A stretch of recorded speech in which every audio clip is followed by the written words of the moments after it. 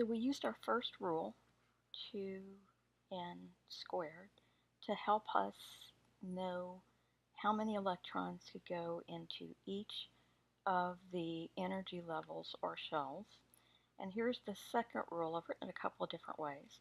The first way to say it is simply that the maximum number of electrons that can go in the very outermost energy level of every atom is 8. Another way to say it is that having an octet of electrons in the outer energy level makes an atom that's very stable. And that actually is why I use the number 8 over here. Because with the exception of helium, which doesn't have 8 electrons, all of the atoms that fall into group 8 are the ones that have, look, 8, 8. That's the stable octet. We say that they're stable. Another way to say it is that they are inert. Either way, what we mean is they don't react willingly with other atoms. So what we find, in fact, is that other atoms can often gain, lose, or share electrons in order to mimic this electron configuration. And I think what I'd like to do is start with this atom over here way in the lower left corner, sodium. In order to mimic the nearest noble gas, what it's going to go for is go for number 10, element number 10, which is neon, and it has very nearly the same electron configuration. All it has to do is lose this outer shell electron.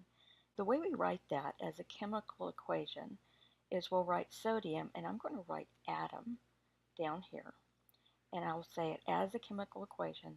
A sodium atom will yield a sodium ion plus an electron. Now, about that ion, sodium has 11 protons, and initially, the atom at least had 11 electrons. But if you lose that electron, you now have one more positive charge. So the ion is going to have a +1 charge on it. Remember, atoms are electrically neutral.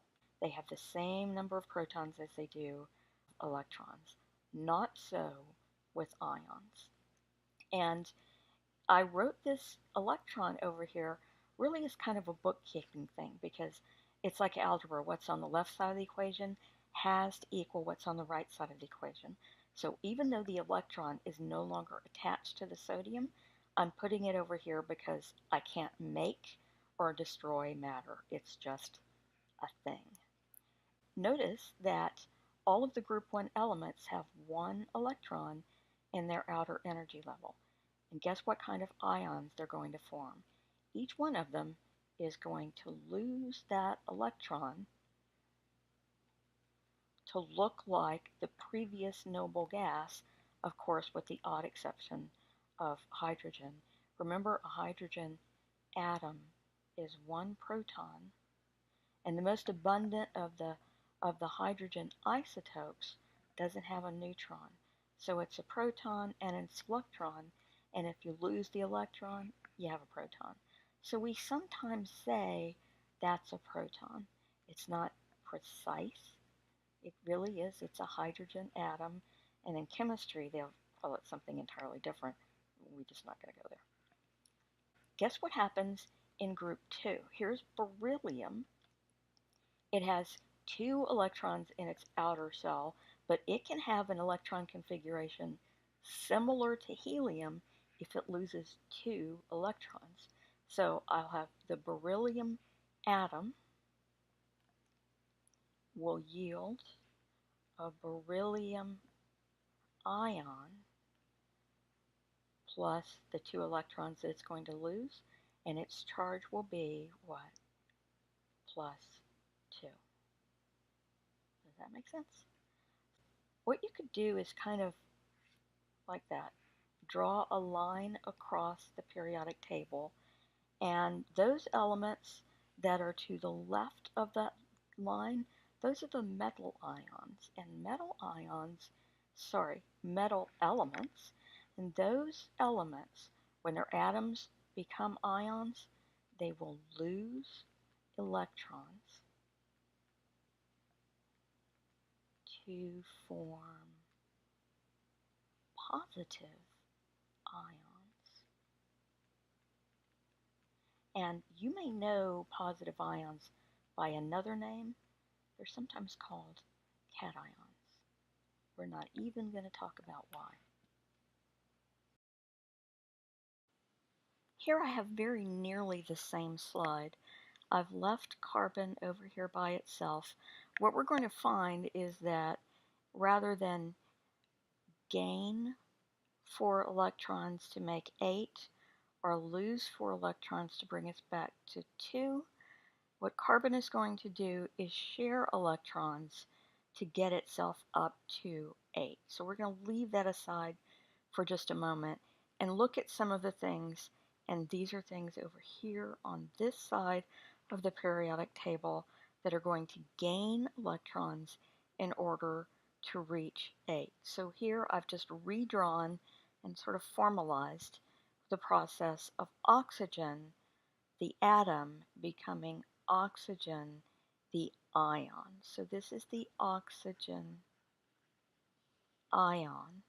And again, if I were writing this as a chemical equation, I would say that I added to the oxygen atom 2 electrons to produce the O minus 2 oxygen ion. And just to show you another one, here is chlorine, very common in biology. The chlorine atom has an atomic number of 17, 17 protons, so 2 and 8, that's 10, 17 electrons. Do you see that? I am 1 away from having that stable octet in the outer energy level. So the chlorine atom, if I can just add 1 electron, will become the more stable chloride. We add that IDE to the end, chloride ion. Okay? So over on this side of the table, we find atoms that will gain electrons when they form ions. And over on this portion of the table, we find atoms that will lose electrons. They form positive ions. You may have heard of positive ions called cations. The negative ions are called anions. Negative ions. I'll bet you can see where I'm going with